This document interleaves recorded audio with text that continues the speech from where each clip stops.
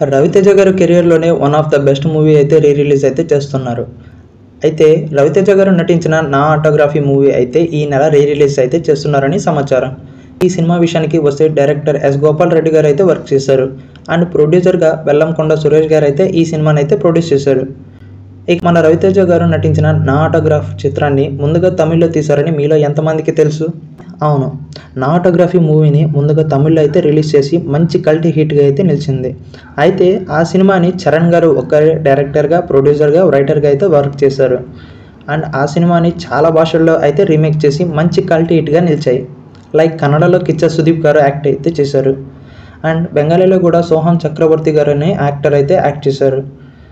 అయితే మన తెలుగు ఇండస్ట్రీలో రవితేజ గారు నటించిన నా ఆటోగ్రాఫ్ చిత్రానికి వస్తే 11 ఆగస్టు 2004లో అయితే మూవీని విడుదలైతే చేశారు అండ్ అదే సందర్భంలో కొనిదెల మెగాస్టార్ చిరంజీవి గారు నటించిన శంకర్ దాదా ఎంబీబీఎస్ అనే చిత్రాన్ని అయితే విడుదలైతే చేశారు. చిరంజీవి గారి 140వ సినిమాగా తెరకెక్కిన ఈ సినిమా 100 రోజులైతే ఆడింది. అప్పట్లో మెగాస్టార్ చిరంజీవికి ఉన్నంత క్రేజ్ ఏ హీరోకి లేదనే చెప్పొచ్చు అండ్ ఆ సినిమా కారణంగా ఆడియన్స్ అప్పట్లో నా ఆటోగ్రఫీ మూవీని ఫ్లాప్ అయితే చేశారు. అయితే కొన్నాళ్ళకి నా ఆటోగ్రాఫ్ మూవీకి ఆడియన్స్ అయితే మంచి అట్రాక్ట్ అయ్యారనే చెప్పచ్చు అండ్ అప్పట్లో ఇలాంటి సినిమాని ఎందుకు ఫ్లాప్ చేస్తాంరా బాబు అని అనుకున్నారు అండ్ ఇప్పుడు ఈ మూవీ అయితే చాలామందికి ఫేవరెట్ మూవీ అనే చెప్పచ్చు అండ్ ఈ సినిమాలో సాంగ్స్ అయితే చాలా బాగుంటాయి అండ్ ఈ సినిమాకి కీరవాణి గారు అయితే సాంగ్స్ అయితే కంపోజ్ చేశారు అండ్ సినిమాలో చిన్నప్పటి లవ్ స్టోరీ ట్రాక్ అయితే చాలా న్యాచురల్గా అయితే ఉంటుందని చెప్పొచ్చు అండ్ ఈ సినిమాలో మొత్తం 4 హీరోయిన్లు అయితే నటించారు. హీరోయిన్లు ఎవరో తెలుసుకుందాం.